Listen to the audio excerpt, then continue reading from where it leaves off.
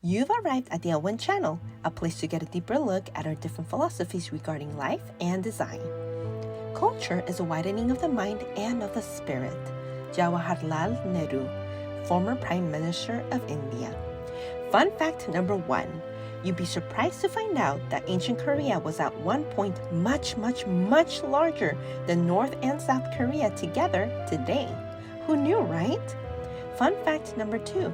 Unlike pretty much anywhere in the world, let alone in ancient history, the kingdom of Silla actually had 2 queens as their sole rulers, one after the other, Queen Seondeok and Queen Jindeok. Fact number 3. There are approximately 1,000 pagodas in South Korea alone, and they're almost entirely made of granite. Fact number 4. The city of Gyeongju is located on the eastern coast of Korea, and thus Hae, or sliced raw fish, is one of the most famous dishes in the city. Fact number 5. The ocean by Gyeongju Sea is incredibly clear and boasts a turquoise-like quality. If you're ever in the area, make sure to visit the beaches of Ilsan, Jujeon, and Najeong. Today, we're presenting to you the 3rd installment on the topic of ancient Korea, while highlighting the history and the arts that hail from the kingdom of Silla. Again, this particular dynasty was part of the Three Kingdoms period along with Goguryeo and Baekje. Silla was specifically located in the southeast region of what is now Korea around the period of the 1st century BC to the 7th century Common Era. History proves and recalls that Silla was indeed a successful kingdom and one that eventually took ownership of much of the Three Kingdom region. Because you see, Silla was in continuous war tension with its counterparts of Goguryeo, Baekje, and even a confederation known as Gaya due to its ambition to take over the Korean peninsula. And looking at it from a geographical standpoint, it makes sense that nature and topography was pretty well on Silla's side, as it was surrounded by mountains and favorable terrain, which allowed them further safety from their enemy kingdoms.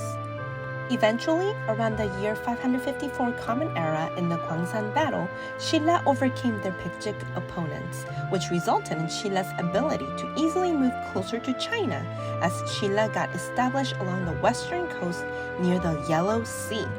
It is at this point that China's influence became crucial for the kingdom, since subject matters such as Chinese words, Chinese writing systems, the philosophy of Confucianism, Taoism, and ultimately the religion of Buddhism permeated through and through the entirety of the Silla dynasty.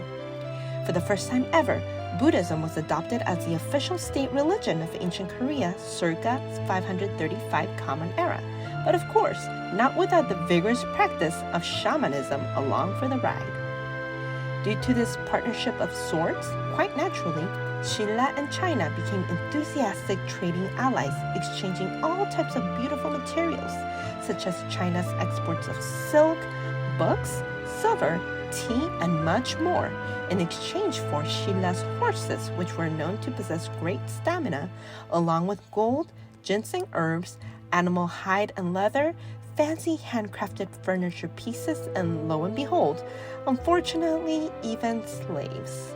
Yep.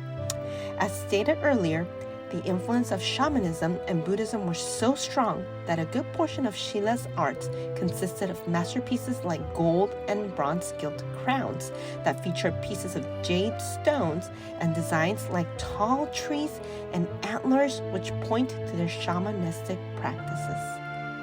Additionally, some of the most remarkable aspects of Silla's art culture is that gold was a main element for most of their works, not only for crowns, but also for everyday items such as shoes, belts and girdles, jewelry pieces, all pointing to the reason why they named their capital Gumseong, which literally means Golden City. And to make matters even more interesting, Silla was responsible for creating the most Buddhist artworks than any other period in ancient Korea, such as Buddhist sculptures made of natural stone, as well as the beautiful pagodas we see today when visiting the most renowned Buddhist temple, the Bulguksa Temple located in Gyeongju City, South Korea. And along with the usage of gold, bronze was yet another noteworthy element used in Silla's arts. You can see this formidable sight if you visit the large bronze Buddhist bells, like the one that was built for King Songdeok, found in the Gyeongju National Museum. It's no wonder that South Korea is filled with rich historical sites even today.